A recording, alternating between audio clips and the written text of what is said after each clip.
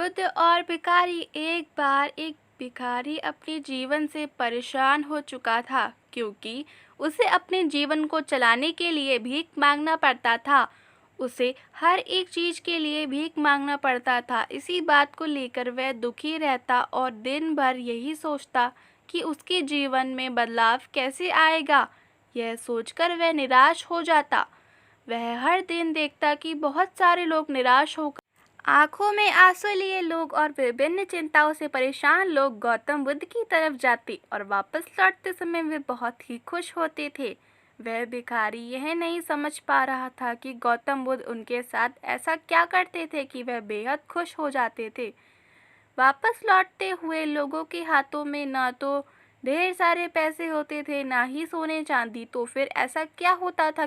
लोग बुद्ध के पास से लौटते वक्त इतना खुश होते थे। यह सब सोचकर वह भिखारी ने निर्णय लिया कि वह भी महात्मा बुद्ध के पास जाएगा और देखेगा कि ऐसा वहाँ क्या हो रहा है कि दुखी लोग उनके पास जाकर खुश हो जाते हैं। वह बुद्ध से मिलने के लिए उनके पास चल पड़ा। जहाँ बुद्ध मौजूद थे वहाँ बहुत लंबी कतार लगी हुई थी, तो वह भिखारी भी कतार में लग गया। कतार में लगकर वह अपनी बारी का इंतज़ार करने लगा। देखते ही देखते उसकी बारी आई और उसने बुद्ध से कहा, बुद्ध, मैं बहुत ही गरीब हूँ, मेरे पास कुछ भी नहीं है। मुझसे अपना जीवन चलाने के लिए भी दूसरों से भीख मांगनी पड़ती है। अब आप ही बताइए कि मैं अपने जीवन को कैसे बेहतर कर सकूँ। यह सब सुनकर बुद्ध ने कहा, तुम गरीब नहीं हो, तुम्हें ऐसा लगता है क्योंकि आज तक कभी तुमने किसी के लिए कुछ भी नहीं किया, ना ही तुमने कभी किसी को दान किया, ना ही तुमने दूसरों के लिए कुछ किया। यह सब सुनकर भिखारी के मन में एक आशंका जाग उठी। अपनी आशंका को दूर करने के लिए भिखारी ने पूछा, मैं तो एक भिखारी हूँ, मैं लोगों को दान कैसे दे सकता हूँ और कैसे लोगों की सहायता कर सकता हूँ?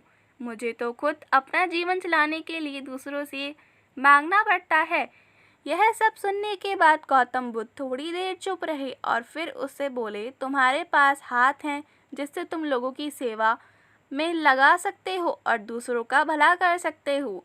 इसके अलावा तुम्हारे पास मुंह है जिससे तुम लोगों से अच्छी अच्छी बातें कर सकते हो और दूसरों का हौसला बढ़ा सकते हो। यह सब करके भी तुम दूसरों की सहायता कर सकते हो। ज़रूरी नहीं कि दान सिर्फ पैसों से किया जाए। हम चाहें तो हम शिक्षा का भी दान कर सकते हैं, चाहे तो अन्न का भी दान कर सकते हैं। ऊपर वाले ने अगर किसी को पूर्णतः अच्छा शरीर दिया है तो वह गरीब नहीं है, वह बस दिमाग से गरीब है। उसे इस विचार से हटकर दूसरों की सेवा में लगाना चाहिए। बुद्ध की यह सब बात सुन लेने के बाद वह भिखारी बहुत ही ज़्यादा खुश हो गया और उसका मन सब संतुष्ट था। हम सब इस बात की चिंता में समय बर्बाद करते हैं कि हम गरीब हैं, लेकिन यह सत्य नहीं है। सत्य तो यह है कि जब तक हमारा शरीर पूरी तरह से बेहतर है तो हम उसका उपयोग करके आगे बढ़ सकते हैं और खुद के जीवन को बेहतर बना सकते हैं। अगर कोई व्यक्ति सिर्फ अपने गरीबी पर ध्यान दे और उसे बदलने की कोशिश ना करे तो वह मूर्ख है। इसके अलावा हमें इस कहानी से यह भी सीख मिलती है कि दान सिर्फ धर्म का ही नहीं, शिक्षा, भोजन, अच्छे विचार आदि का भी किया जाना ज़रूरी है। अगर आपके पास धन नहीं है तो आप शिक्षा का दान कर सकते हैं या फिर आप दूसरों के लिए अच्छे विचारों का भी दान कर सकते हैं। इससे समाज बेहतर होता है।